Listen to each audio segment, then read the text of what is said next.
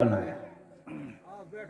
बनाने का भावार्थ तो होता है अगर मानव अपनी स्वेच्छा से मन को इधर उधर भटका ले, लेकिन परमात्मा कभी भटकाता नहीं और किसी को इधर उधर नहीं करता। तो सबसे प्रथम ये शरीर है, ये जो देही है, ये देही इतनी प्यारी है और इस देही में जो परमात्मा ने बनाया है बिल्कुल रोचकता से बनाया है, लाइन से बनाया है, क्रम से बनाया है, कभी इधर उधर नहीं। पहले परमात्मा को धन्यवाद कहिए कि परमात्मा ने हमारा जो जन्म दिया है ये सार्थक दिया है, उज्जवल दिया है, प्रकाशमय दिया, अच्छा दिया है। पहले आइए तांदुल पर, आइए चावल पर। यहां थोड़ा सा चैप्टर नर्मदा पुराण का है। नर्मदा पुराण में लिखा है कि मनुष्य का पाप कहां वास करता है। भागवत में नहीं लिखा है, जी भागवत हो रही नहीं, आप कहो कि भागवत में लिखा हो। नर्मदा पुराण में मनुष्य का पाप कहां वास करता है। मनुष्य का पाप उसका रखा हुआ अन्न में वास करता है, जो दान देने वाला है। और उनको कह दिया है कि मानव कोई भी आए तो घर का थोड़ा सा अन्न जरूर दिया जाए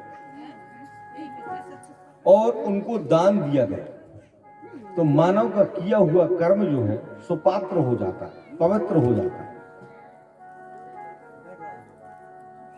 इस कारण से मानव अन्नदान करते हैं। बहुत बढ़िया सोचना, तुम्हारी चावल लाने का भावार्थ बता देता है।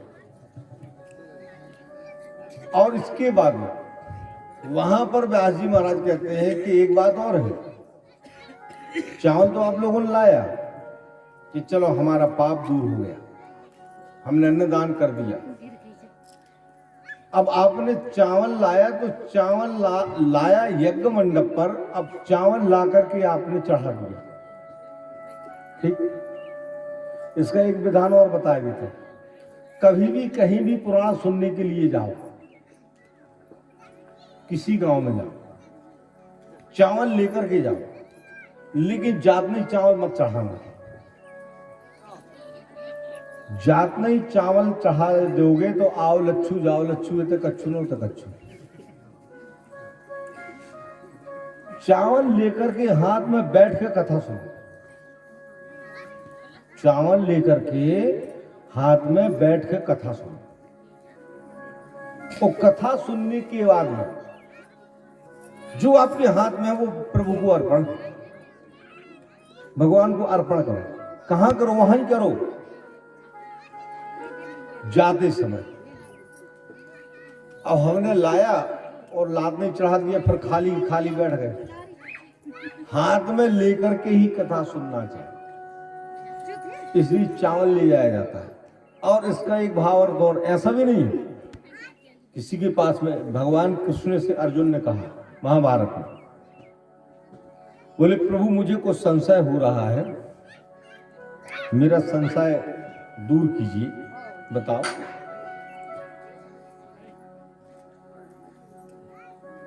अगर जैसे कहीं यज्ञ होता है, पुराण होता है, वहां मानव कथा सुनने के लिए जाता है, जिसके पास में पैसा है उसने खट से निकाला, पैसा चढ़ा दिया, पैर पड़ लिया, मस्त हो, बोले हाँ। और किसी के पास में पैसा नहीं है, क्या वो कथा सुनने का अधिकारी नहीं है? भगवान कृष्ण स्वयं कहते हैं कि वो कथा सुनने का अधिकारी है। पैसा नहीं है तो अन्न ले जा सकता है। ठीक, फिर अर्जुन कहते प्रभु एक संशय और है, अगर शायद उसके पास अन्न नहीं है, भाई चावल नहीं है, गेहूं नहीं है, तो वो कथा नहीं सुन सकता क्या? भाई चावल वाला चला गया, हमारे पास चावल नहीं है, अब हम नहीं जाए, ऐसा है क्या? भगवान कहने लगे ऐसा भी नहीं। जिसके पास में पैसा भी नहीं है तो कथा सुनेगा, अन्न भी नहीं है तो कथा सुनेगा। क्या कर सकता है भगवान? ये दान के भावार्थ बता देता हूं। दान कितना होता है। बोले काम किया जाए, जहां पर कथा होती है वहां वो अपना समय दान करते हैं। समय दान का भावार्थ होता है कि आप 2 बजे से पंडाल में आ गए, आपकी छुट्टी होगी 5 बजे, आपके गाय बैल भैंस घोड़ा इत्यादि खेत बाड़ी सब त्याग दिया, बीवी बच्चे सब त्याग दिए और आकर के कथा सुनने के लिए बैठे। तो आप 3 घंटा प्रभु को समय दान कर दिए। भगवान 3 घंटे का जो समय है मैंने आपको दान में दे दिया। 3 घंटा आपने कुछ नहीं किया, केवल समय दान किया। हे अर्जुन, समय दान भी मानव कर सकता है। बोले प्रभु शायद उसके पास में समय नहीं है, कामी आदमी है, तो वो प्राणी क्या कर सकता है? तब भगवान ने कहा फिर भी कथा सुन सकता है। कैसी कथा सुन सकता है? बोले वो मेहनत दान कर दे, यहां आकर के झाड़ू लगा दे, बिछाई बिछा दे, फूल ला के दे दे, बेलपत्री ला के दे दे, यहां पर सबको बिठा ले, कुछ ना करे। कथा सुनने का भावार्थ है मेहनत दान कर, अपने मेहनत से 2 कमंडल पानी ला के दे दे, संत साधुओं को नहवा दे, आई हुई जनता में तिलक लगा दे, बिठाल दे, तो समय दान हो। अन्नदान पैसा दान से मतलब नहीं है। अगर अन्नदान नहीं है तो नहीं कथा सुनेगा, पैसा नहीं है तो कथा सुनेगा। मेहनत दान करेगा। मेहनत दान नहीं कर पाता है, वो अलाल है, बिल्कुल काम नहीं कर पाता है, तो वो आकर के खूंटे में टिक करके बैठ जाए, चुपचाप समय दान कर दे 2 घंटे 3 घंटे, तो अभी उसको कथा सुनने का अधिकारी है। अब मानव इतना भी नहीं कर पाएगा तो फिर उसके लिए क्या है? ऐसे भगवान ने अनेक बोल बोले हैं कि हर प्राणी को जो जैसा है वैसा समय दान कर दे, मेहनत दान कर दे, आदमी कथा सुन सकता है, कथा सुनने का अधिकारी है।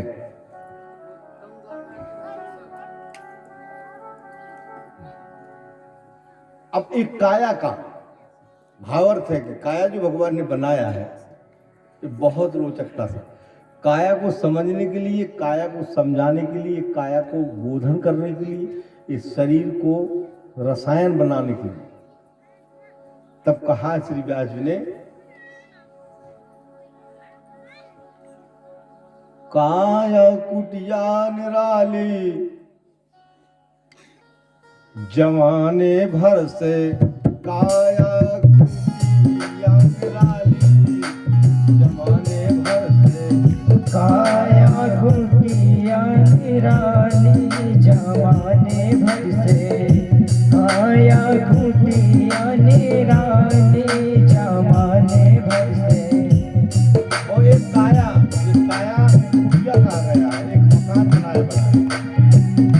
काया कुटिया निराली जमाने भर से, काया कुटिया निराली जमाने भर से। 10 दरबार जमाने भर से, 10 दरबार वाली जमाने भर से, काया कुटिया निराली जमाने भर से, काया कुटिया निराली जमाने भर से। जय हो। मीठी मीठी की ताली सेवा करते हुए हमारे भैया कंजूसी कर रहे हैं, ज्यादा नहीं तो धीरे धीरे बजाना पड़ा। जय हो।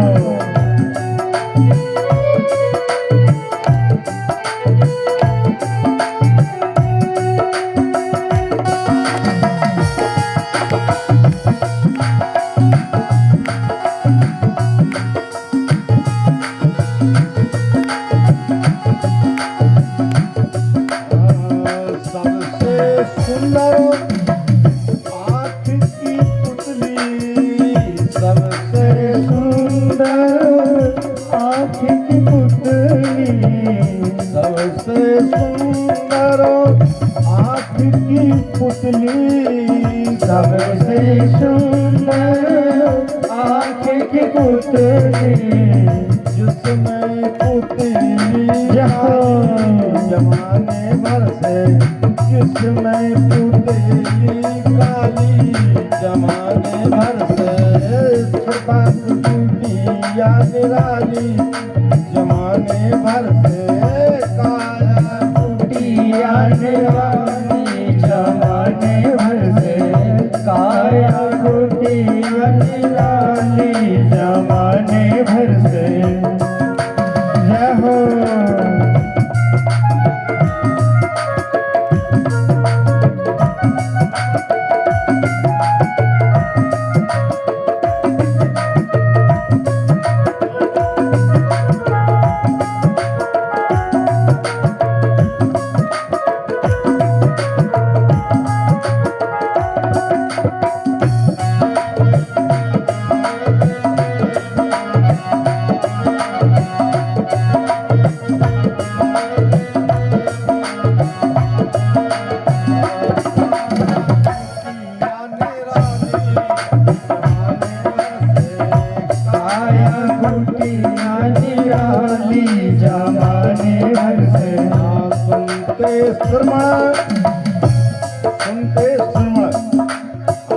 सुनते नासिका सूंगे सुनते नासिका सूंगे बाणी करे बोलत जमाने भरते बाणी करे बोलत जमाने भरते काया टूटिया निराली जमाने भरते काया टूटिया निराली जमाने भरते बाणी करे बोलत जमाने भरते काया टूटिया निराली जमाने भरते काया टूटिया निराली जमाने भर से एक काया की जो कुटिया है ये बहुत निराली रोचकता भगवान ने बनाया है। और वाक्य बिहारी सरकार की जय हो सनातन धर्म की जय हो। इसलिए अब आते हैं अपन सीधे लाइन पर। सीधे लाइन पर कहते हैं भगवान सुखदेव जी महाराज कहते हैं सूजी महाराज मैंने आपको राजा परीक्षित का जन्म का उद्देश्य बताया है। राजा परीक्षित का जन्म क्यों हुआ? राजा परीक्षित महाराज का जन्म महाभारत में पांडवों के ग्रह पर जब इनका जन्म होता है परीक्षितों ने इनको जन्मोति जन्महा बताया गया है कि मानव क्यों यहां वहां भटकता है कि मेरी कोई संतान हो जाए, हमारा जो राजपाट है उनको सौंप दिया जाए। पांडु ने जब परीक्षित को राजपाट सौंपने के लिए तैयार हुए, परीक्षित को राजपाट जब सौंपा और जब पांडु चले गए, ये कथा आगे मिलेगी, यहां से संपुट जा रही है। परीक्षित महाराज घोड़े पर बैठे सवार होकर के भूधरा पर भ्रमण करने के लिए चले। राज मुझको मिल गया, अब राज मुझको मिला है तो मैं अपने ही ढंग से काम करूंगा।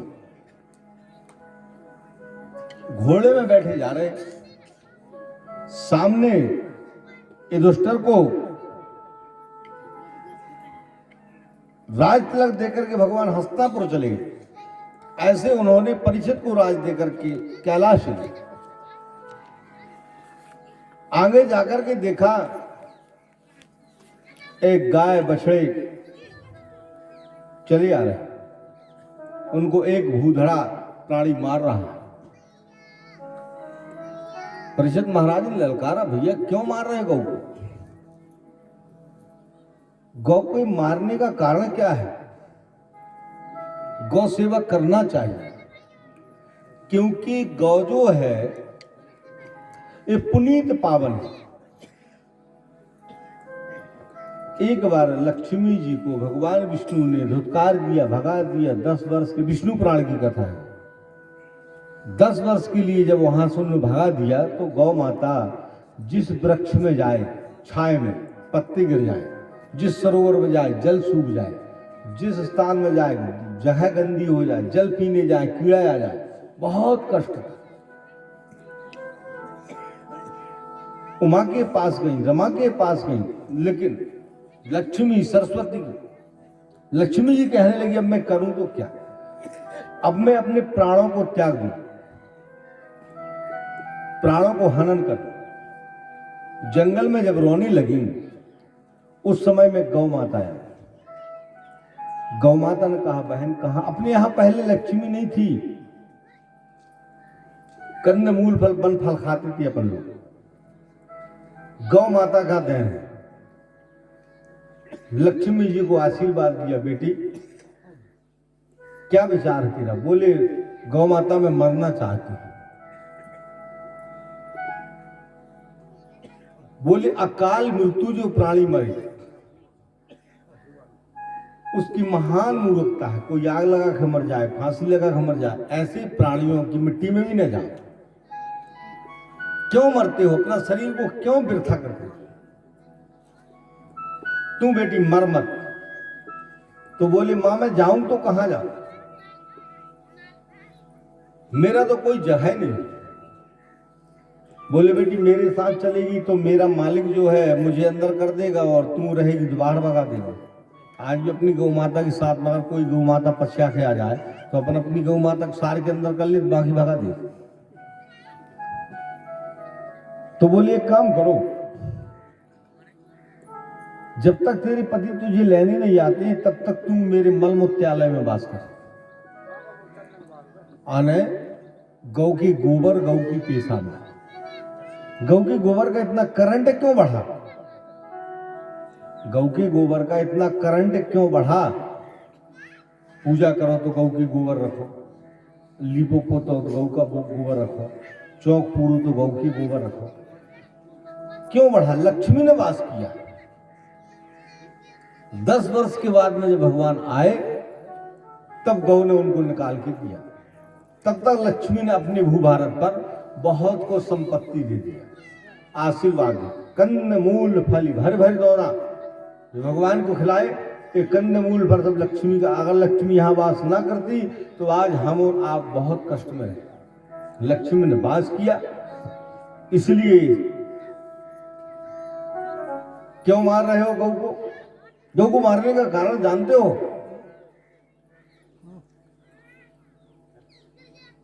तुम कौन हो? बोले मैं कलयुग। यहां ना हो गए, यहां से चले जाओ। बोले नहीं मैं यहीं रहूं।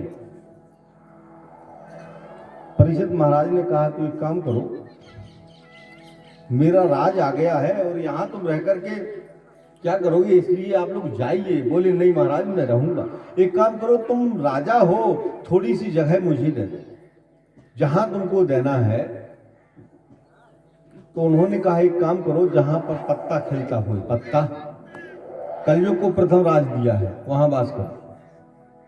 बोले महाराज थोड़ी कमी है, और जगह चाहिए।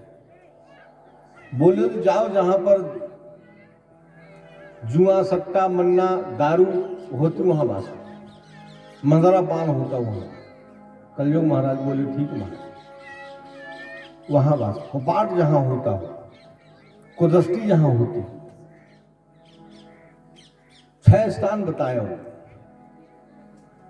बोले एक काम करो, थोड़ी सी जगह और तो बोले जाओ जहां कुदस्ती का सोना हो।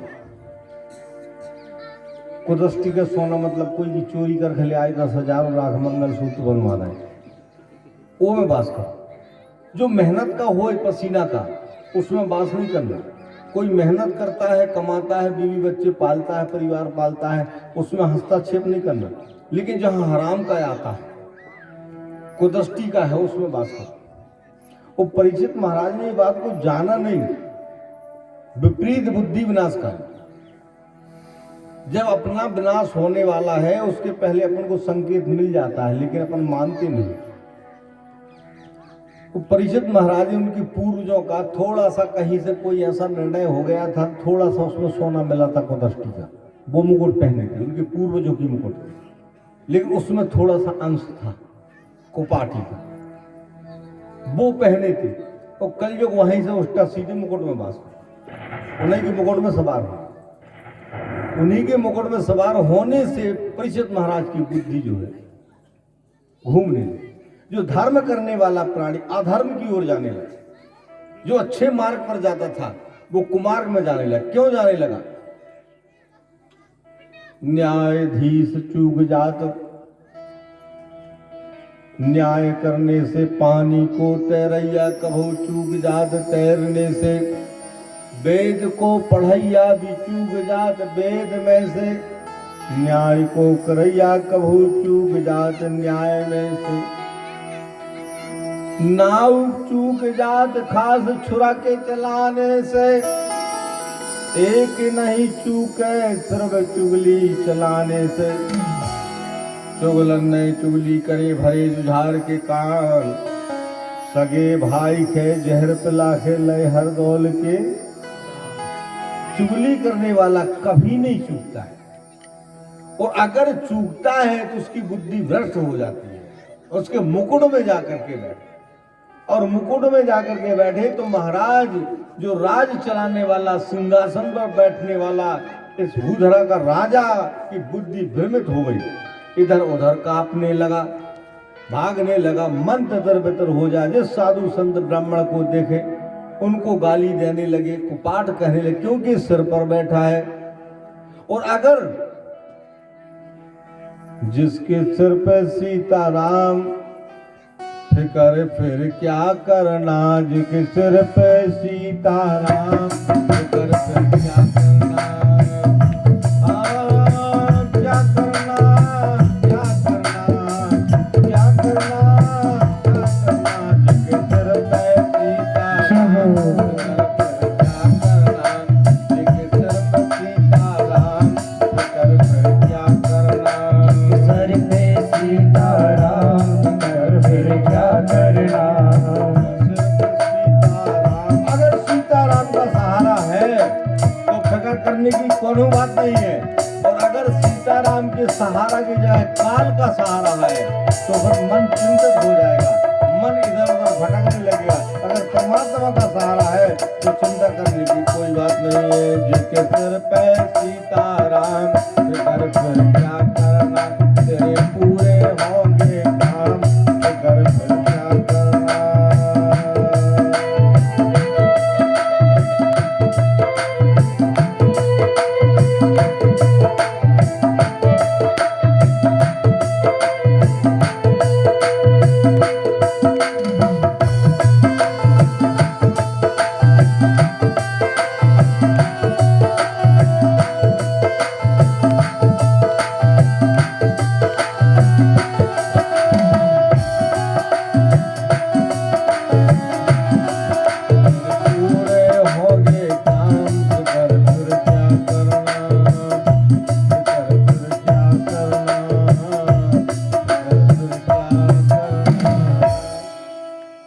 चिंता करने की कोनो बात नहीं है। अगर परमात्मा का छत्र छाया तुम्हारे हाथ पर है, सिर पर है, आशीर्वाद है, तो तुमको कुछ नहीं कोई बिगाड़ पाएगा।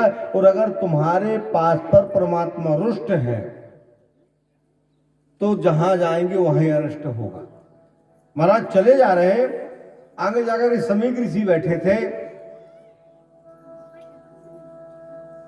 कंठ में माला डाले हुए, हाथ में माला लिए हुए, जप कर रहे। साधक, साधक किसको कहा गया है? साधना।